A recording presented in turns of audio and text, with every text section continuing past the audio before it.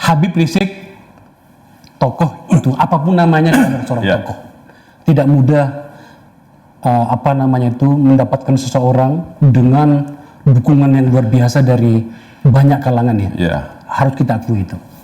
Itu kemudian akhirnya pulang kembali ke Indonesia.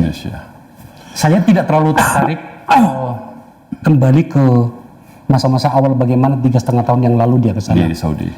Tetapi banyak yang bingung, termasuk saya, karena tidak ada kesepahaman informasi dari pemerintah dan juga barangkali dari FPI tentang bagaimana beliau kembali ke Indonesia.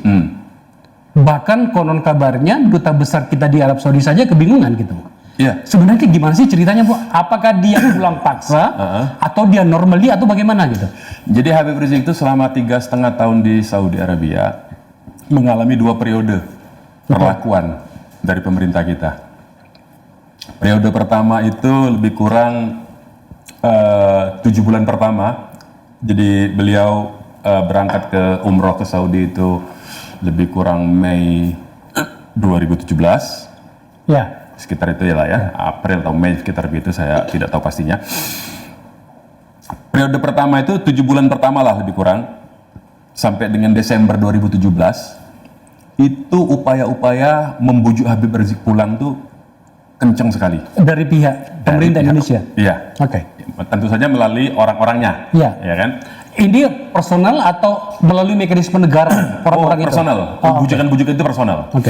Bahkan ada dulu itu tawaran untuk dijemput dengan jet pribadi, dulu itu begitu. Iya. Ya itu orangnya masih ada sampai sekarang. Yang menyiarkan itu di Detikcom saya tahu itu. Ada, coba bisa dicek itu. Habib Rizik akan pakai pesawat pribadi. Mereka menawari yang indah-indah. Tapi waktu itu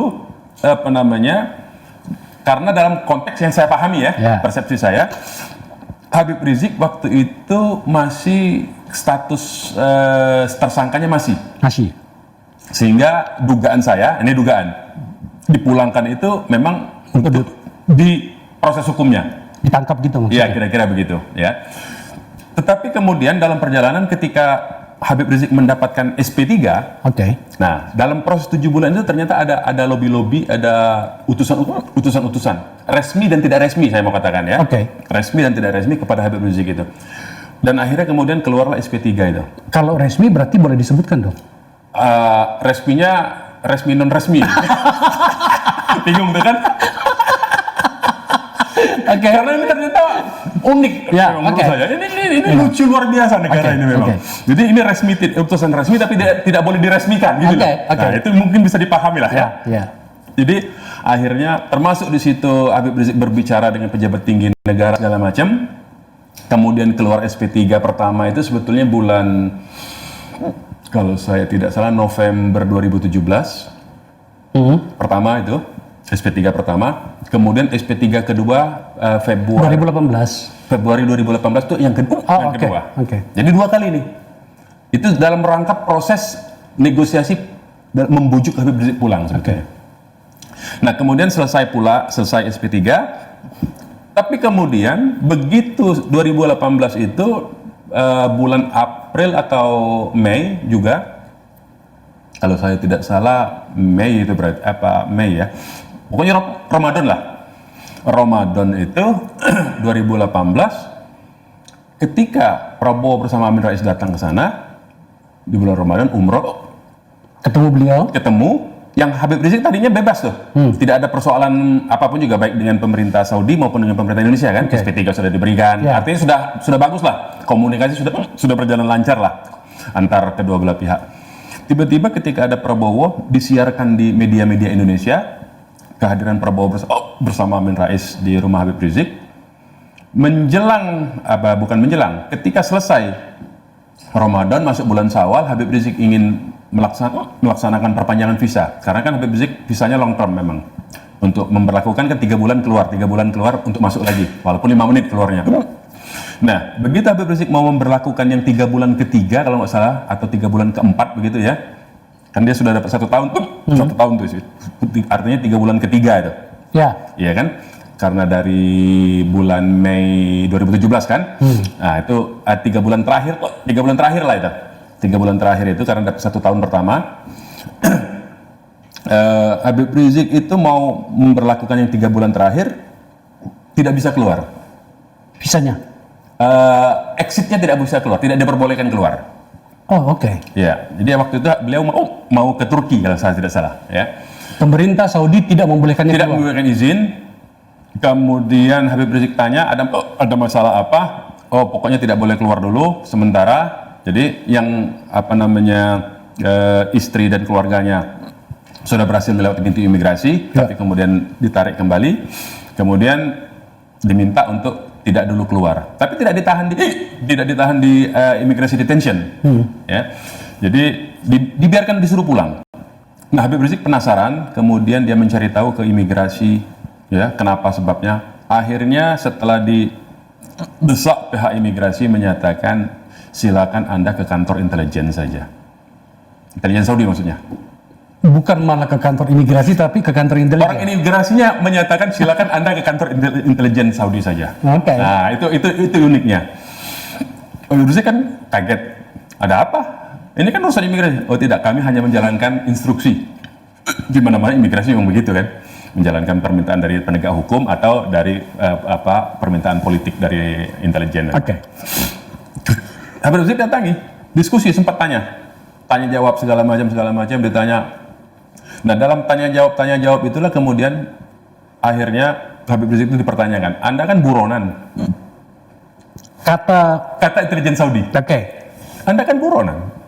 Anda kan lagi dicari-cari intelijen negara Anda. Anda kan ada kasus pencucian uang. Anda terlibat dalam, pokoknya ada 17 tuduhan. 17 tuduhan. Habib Rizik jelaskan satu persatu soal DPO. Ini SP3 saya, kata Habib Rizik. Dia kaget.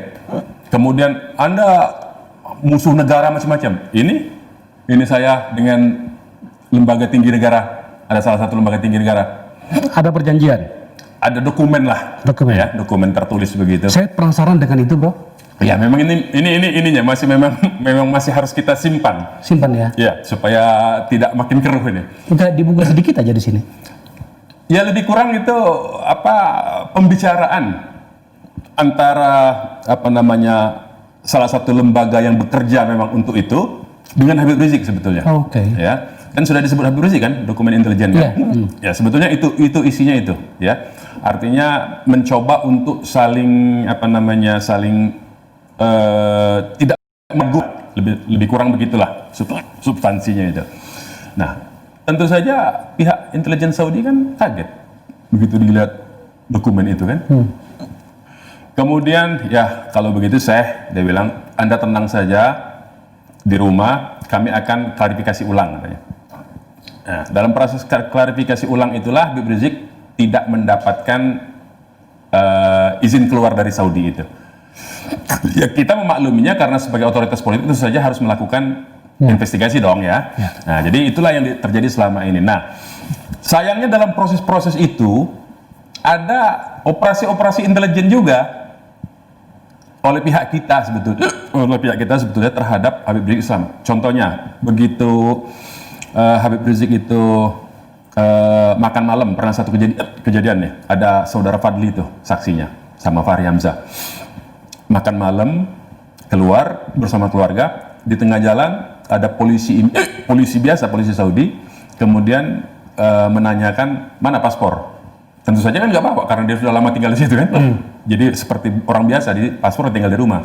Kemudian berurusan dengan polisi, sempat 1 kali 24 jam. Kemudian yang kita dengar yang bendera kemudian.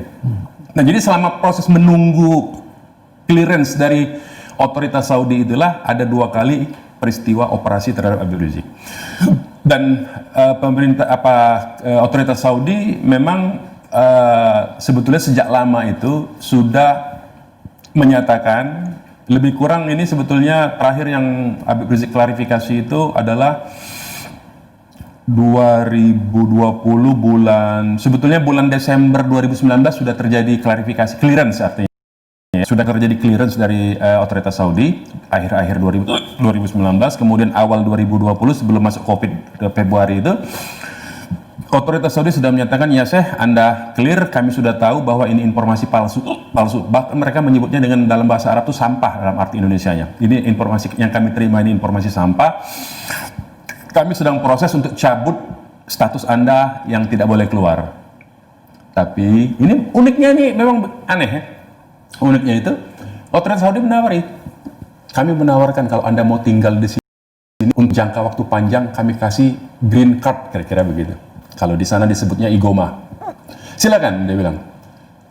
Mohon untuk tidak buru-buru kembali ke Indonesia, karena kami khawatir, ini pernyataannya, karena kami khawatir justru ada pihak ketiga nanti yang ambil kesempatan dan mengancam keselamatan jiwa Anda. Pernyataannya begitu clear.